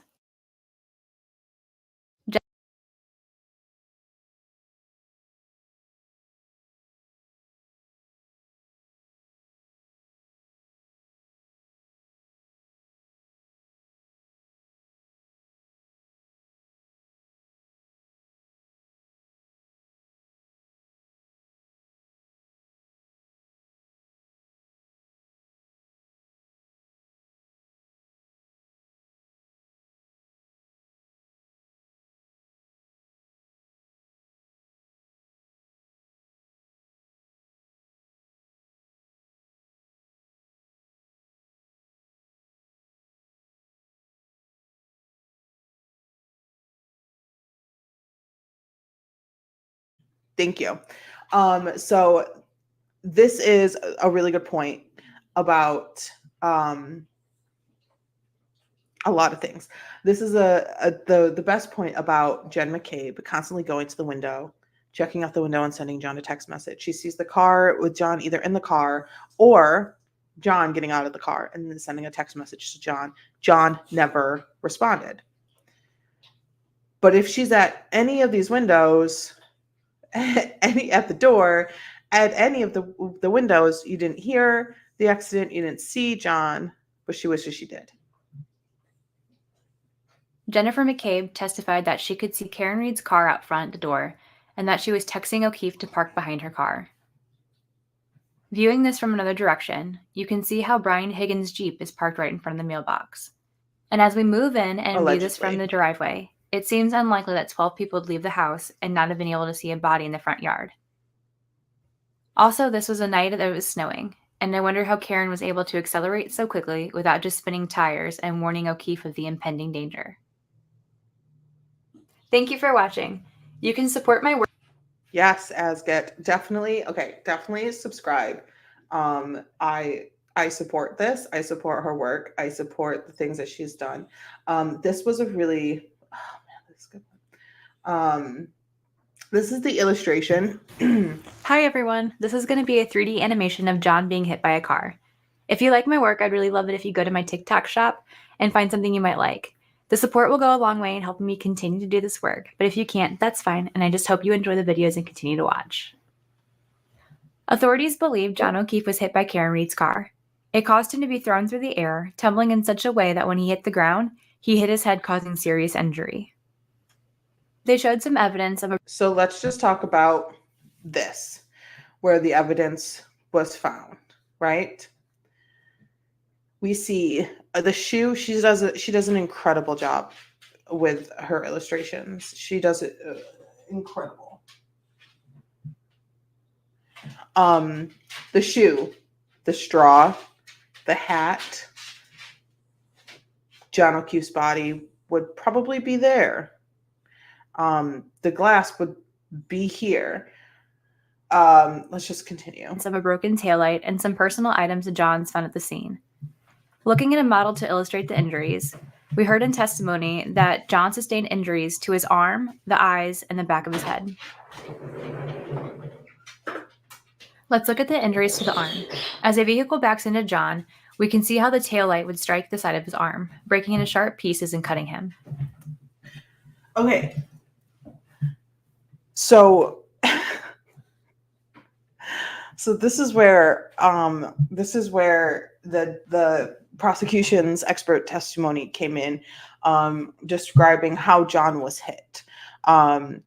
So the reconstructionist was like, yeah, okay, so he had a glass in his hand and his arm was up like this and the car hit him and the glass and his phone, like, I don't know, basically stayed with his body, but his shoe came off, his hat came off, the straw went flying, and the taillight, the plastic carbonite, I think is what they call it, carbonite, taillight is completely shattered. But the glass in his hand just kind of broke like a little bit, just a little bit, and it definitely it didn't cut up his hand or anything. But it definitely made a dent in the car. John was made of steel. This is extremely helpful. This is so helpful. I was not visualizing the scene correctly at all. Very interesting. Very interesting. Yes, because when you hear a reconstructionist expert wanting to tell you about how it all happened, you sort of expect a demonstrative. You sort of expect a video or a photo or an illustration, something to put your eyeballs into everyone else's head so they all see what you're seeing. But we did not get that. Moving to this dent indicated in red, it's believed that this is where the glass John was holding hit the vehicle and shattered. Here's a photo of the prosecution's belief that this dent represents where the glass had hit the vehicle.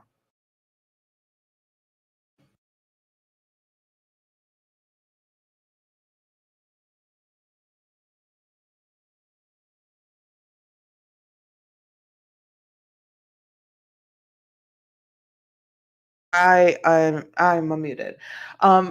This mute button.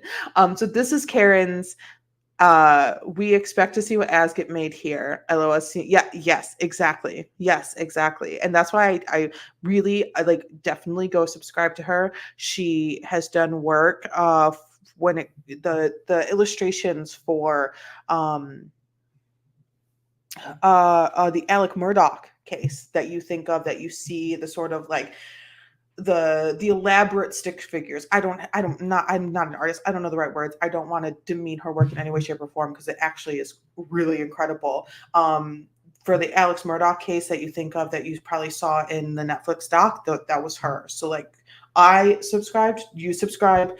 I'm telling you, she's brilliant.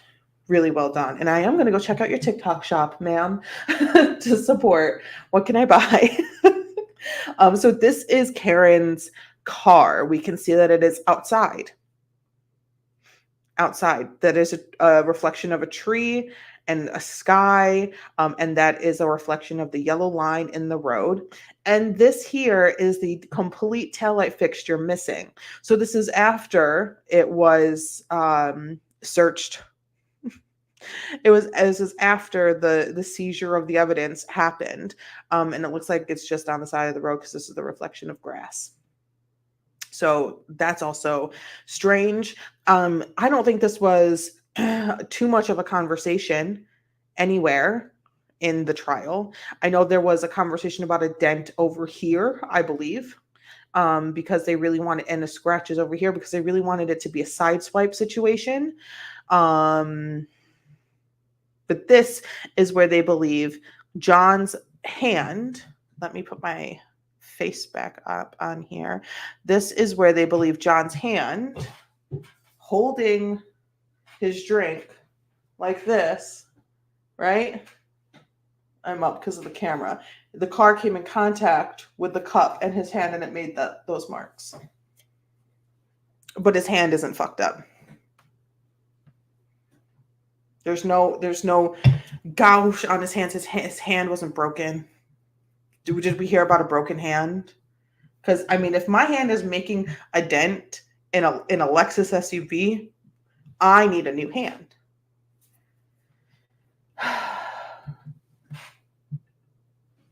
Continuing with the prosecution's theory, John is hit and thrown into the air. When he comes back down, he strikes the back of his head, causing serious injury. This type of head injury will cause black eyes, commonly referred to as raccoon eyes. All of this seems possible, but there's a lot of missing things that don't make sense. For instance, the lack of injuries being shown here in red. You would expect to see many. And I've said that since day one. He had no injuries to his ribs. If you are telling me that an SUV going 24, 25 miles per hour is hitting me on my arm, my ribs are shattered. And where is the head impact onto the car? And this was one of the questions that I had. Where is the head impact? Because if you're being hit this way, you know, the car's coming at you this way, and it's going to turn you back to your left. Your head's going down, you know, because you're losing all balance. So it's hitting you in the mid. Your head's going down towards something. Thank you, Asget. Many injuries, some on the hips, the elbows, the shoulders, and the rib cage. Especially if your ribs and arm were hit with such force that you were knocked out of your shoes and thrown 20 feet to the ground. It's also the lack of evidence on the clothing. There's no abrasions, scrapes, tears, or stains that would indicate sliding on the ground. I personally question that a glass in one's hand could cause this pattern of dents and chipped paint. After all, the hand surrounds the glass like a layer of padding, and the speed is no more than tossing a softball 12 feet into the air and letting it hit the ground. Lastly, this is presumed to have happened at 12:40 a.m. At this time, Jennifer McCabe was diligent in seeing John O'Keefe, standing at the front door and watching for him. Even seeing him, she texts him to park behind her. Raylene had an unfortunate incident many years ago with a vehicle. Poor thing. But she has her own experience with Hi guys, this is a 3D illustration. Trooper Joe Paul, witness expert. We are going to, we'll watch just a little bit of this. I don't want to like just completely steal her content. But we'll watch just like a hair of this. Probably, yeah, we can use volume. Illustration of Trooper go Joe Paul's take check her on how out. the evidence shows Karen hit John O'Keefe. This is Trooper Joe Paul. He is the expert witness for the prosecution, and with all of his data points, we're going to show time. Karen backs up hitting John and continues all the way to the edge of the driveway. Trooper Paul's opinion is that John has been sideswiped by the SUV, pushing him to the ground, hitting his head on the concrete, and causing him to be knocked unconscious. The Right, trooper and does you can little. see how completely different the set of the straw, the shoe. This is a reconstruction with more info that's come in.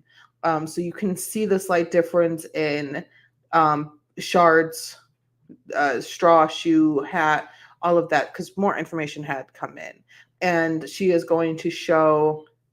I was a lot smaller. You were a lot smaller. You were a lot smaller. And she's going to show how does one's body, which would probably naturally fall in this area. I'll open up the window a little bit more to how it may have naturally fallen, end up over here. Did he crawl? Was he able to crawl? How is his phone underneath his body? And why is the glass that was in his hand allegedly still, I'm still saying alleged because this shit ain't over yet, within a foot from him? Did the glass fall and he crawled and he just magically was able to miss some massive shards of a drinking glass that would really slice him?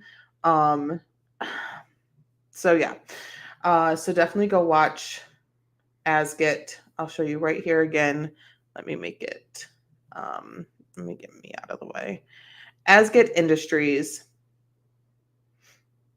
And the first comment on this video is, if Paul is an expert witness, they need to redefine the term expert. And I wholeheartedly agree, because that was a fucking shit show.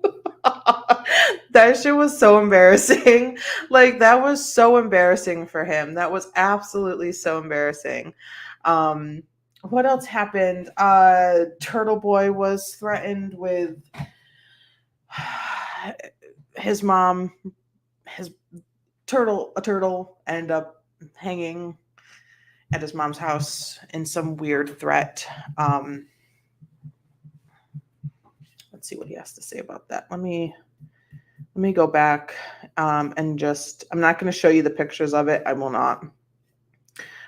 He does have the pictures up on his Twitter, Aiden Kearney. Let me just see.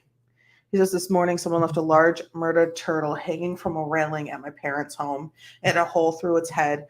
Worcester police are investigating. In November, someone sent flowers to my mother in my name. I later discovered it was, I'll say person, he uses the words fake victim, who has threatened to go there multiple times. Today, she and another individual, who has frequently contacted my parents, were curiously late to their planned protest. A creator, I guess, Julie Court TV, maybe Julie Grant on Court TV. I'm just reading a tweet. I'm not making these claims. Platformed them on Court TV to TV shortly after the turtle was discovered. The McAlberts, as they're saying online, frequently use these two to do their dirty work. So if you guys want to kind of see the response to that over there, this case, I don't know why I'm going to read this. This case has gotten completely out of hand. This case in the public has gotten completely out of hand. And I know that it's really important to some people. It should be important to a lot of people. The power that the police wield, especially as your ranking in police gets higher, Oh, and let me just get the dog. She can only be outside for a minute or two because it's hot. Come on.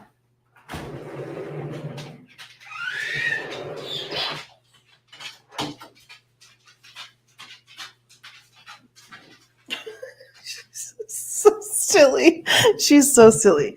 The ranking, as you get sort of into like a higher ranking of police, you feel that power, and there was a lot of misuse of power in this case, and I know that majorly affects the community. And I just wish that there was a little more levity when it came to the reactions for this case.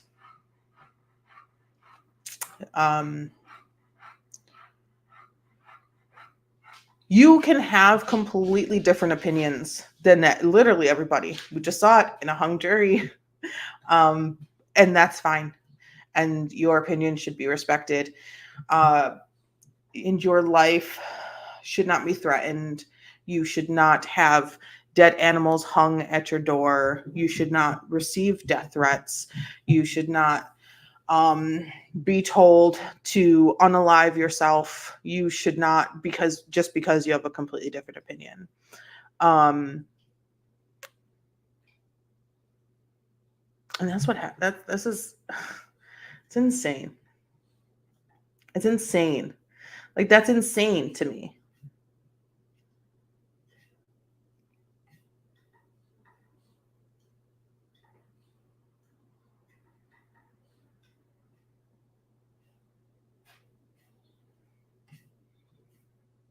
Oh, a funny one? Do we want a funny one? Okay. Let's do a funny one, and then let's talk about the FBI, and then we'll do a funny one, and then we'll be done. I could talk about this case forever. Like, you guys remember when? Like, I could do that with this case forever. Like, my hair's drying. So sad. That's so embarrassing. So let's talk about the FBI. So the FBI involvement, the whole best friend versus acquaintance thing. Oh my God. Don't even get me started on this. This is one of the worst things I've ever experienced, is seeing grown people try to fight over someone saying she was your friend and saying, well, we weren't best friends. That wasn't the fucking question, you psychopath. And I mean that in just a joke. I'm not actually calling someone a psychopath, but that's insane. That's insanity for you to sit there and try to play the game of we're not best friends. That wasn't the question. I think there was a lot of forgetting that this is in front of a jury, that this is not just a trial for a judge, that this is not just a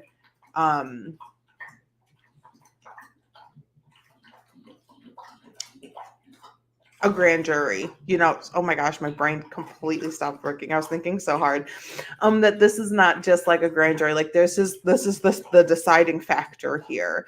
And you look foolish. So many people came out of this looking like absolute fools, and not just some of these expert witnesses. A lot of these just human beings, fools, complete fools.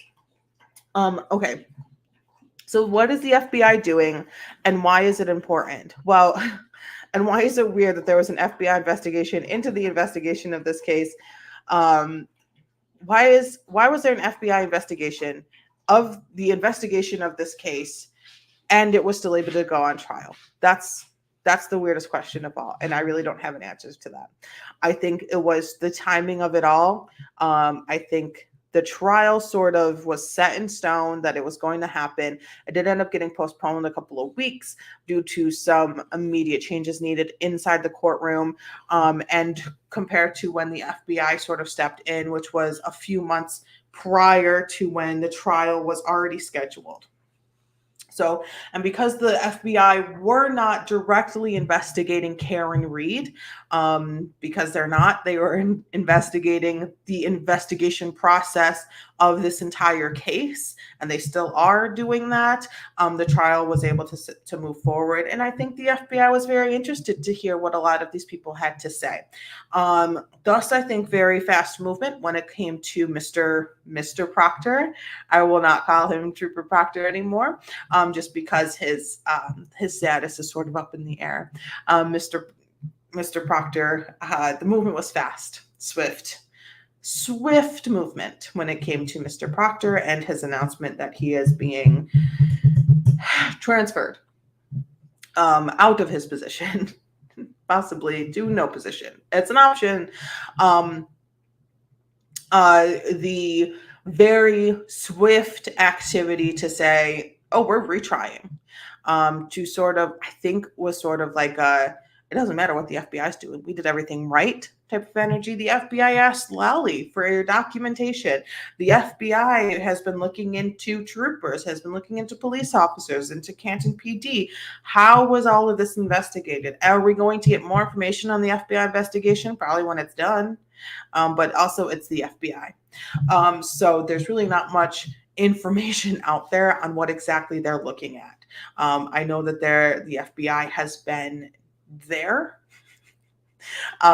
There have been moments where FBI is there in court, listening, watching, probably taking note. I mean, it's also fully on camera as well. There's energy behind the fact that this was not handled properly. There's question about how it was handled, to the point where the FBI is saying, we need to look into this. What the hell is going on? And so that's what's actually happening. Let's watch one cute, funny, silly, goofy thing, and then we'll call it a day. Oh, no. We'll watch a silly, goofy thing, and then we have to figure out what we're going to do next. Okay, let me get this super cute, hilarious thing onto the screen here.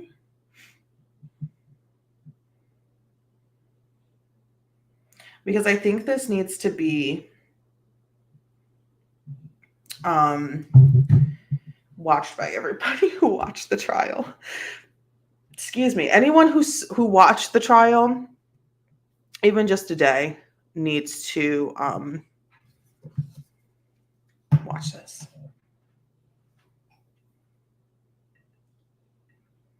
All right, let me just get this into Chrome, because Chrome StreamYard likes Google Chrome, but they don't like Internet Explorer. It's very difficult, and I haven't set like everything to open in Chrome because I don't like Chrome. All right, let me see. Pause. Pause. All right, let's get this up. Share screen. That. So this is just a fun TikTok that everyone needs to see. It's so funny. It is by the creator, Maureen Hancock. Let me pull it up here. Maureen Hancock. I have been told thousands of times that I look like someone. We're here in casting for auditions for Canton Confidential, and our first actor is Maureen Hancock. Please state your name and tell us what role you're auditioning for. Maureen Hancock. I'm auditioning for the role of Judge Beverly Canoni. Whenever you're ready. Jurors, I'm going to instruct you. When you leave here, you're not to talk to anyone, see anybody, do anything. You are going to stay in your little house with your little stupid dog. Okay? Mr. Jackson, ask it differently. Mr. Yannetti, we talked about this at sidebar. None of this conversation. Can you answer that? Sustained. Mr. Jackson, ask it differently. The can you answer that is so good. This is not. Yes, I did, Ray. I did send you this. I was like, you need to see this. Absolutely. This is not Judge Beverly Canoni. I can't even get around it. I'm showing everybody this. Like everyone that I have even like talked to I'm making sure they see this and they understand that this is absolutely bizarre. We're going to take a break now. We're going to take 5 breaks today. and I'm going to go down to my Cape house. We're going to go till the end of June, okay? And defense says The they're Good going Morning to Jurors would have been so present their good. case in 4 days. I don't believe it, okay? Ask it differently, Karen. Stop rolling your eyes, okay? Jurors, do you need to stretch? Do you need to take a break? Because I do. It's hot in here. Speak up, Mr. Lally. Speak up. We can't hear you. And I'm going to have to turn off the air conditioners. It's really hot in here. I'm sick of this. And thank you. Thank you for coming in today. Thank you. And thank you. Thank you for coming in today. There are a couple, there's a lot more. Yeah, there's a lot more of the judge, Judge Bev Canone, lunch with Bev, Judge Bev, the judge has left jury note leasing to there's a lot. Definitely go check out Maureen Hancock on TikTok if you want to see some more of the Judge Bev. No. I didn't say I was going to change it. I said I'd look at it. Okay, I was tired. I just came off the Cape House. And, this trial has been so long that I can't even get my bangs cut. Okay? Look how long they are now. What are you laughing at, Miss Reed? You think it's funny? Huh? The first one was fantastic. Let's see. Okay, so what are we going to do next, ladies and gentlemen? Great question. I have a notebook. Okay, the next trials that I'm definitely going to be covering. I'm going to continue to cover trials because I really enjoy it. It's really fun. This is really fun for me. I'm having a really good time, and I hope you guys are too.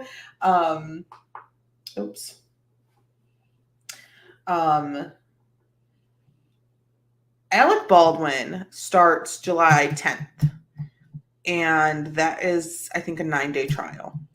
So it'll be like July 10th through July 19th, maybe 20th. Everyone's going to be covering it,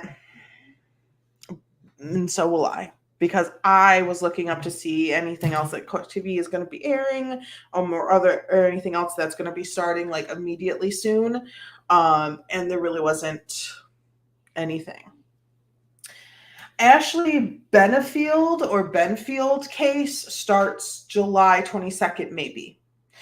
There's also the hearing on July 22nd, which is fine. Ashley Benfield is a woman in Florida who shot her. They call her the ballerina murderer. She allegedly shot her husband. She claims that he was abusive. So that's a murder trial. There is a list of other ones coming up as well. Was it Robert Tells? Starts August 5th. There's a bunch happening. Just kind of keep going back to back.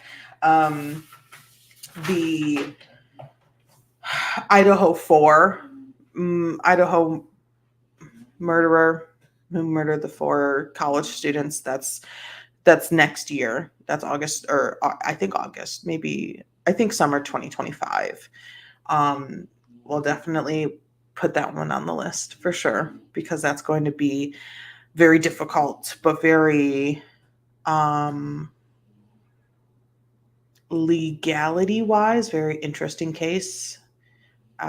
Very difficult, very necessary for the community, though, is to get justice for those 4 students.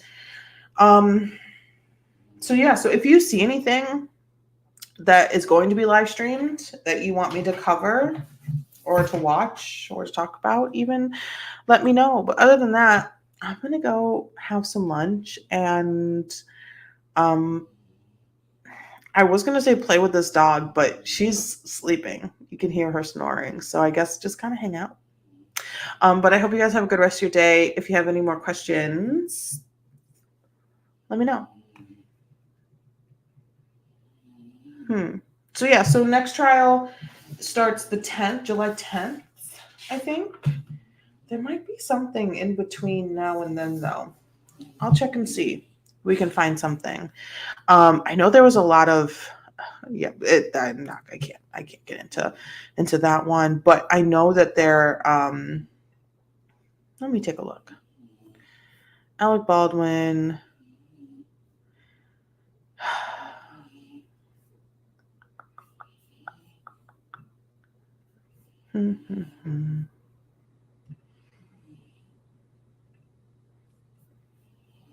We'll see. We'll look into it. I have only heard about the Baldwin case, so anything you want to do, I am down. I also didn't know about Karen Reed at first, and look at me now. Yeah. Yeah, no, I mean, the Alec Baldwin case is interesting because I did follow the Hannah Gutierrez case as well. So there's going to be a good chunk of crossover when it comes to witnesses and stuff like that. So it'll be an interesting case for sure. I mean, we have one of the most famous, recognizable faces and names on trial for murder for allegedly pulling the trigger, even though he claims he did not, of a gun that he may or may not have known was loaded with quite possibly live rounds. So this is a really it's very interesting. Like there's so much. We also get to see some sort of, I don't like to say behind the scenes, but it's like raw footage of the filming of the video, the moments sort of leading up. We saw it in the Hannah Rodriguez case. Hannah Gutierrez. Why did I say Rodriguez? Hannah Gutierrez case. I'm thinking like Tui Rodriguez. And you were able to see just how incredible, like, of a view, like a camera, like eyeball that that the cinematographer had. So it really puts in perspective, like, being there.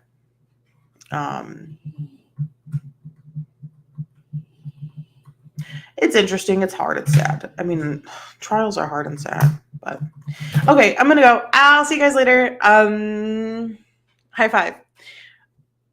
Okay, I gotta go. Bye.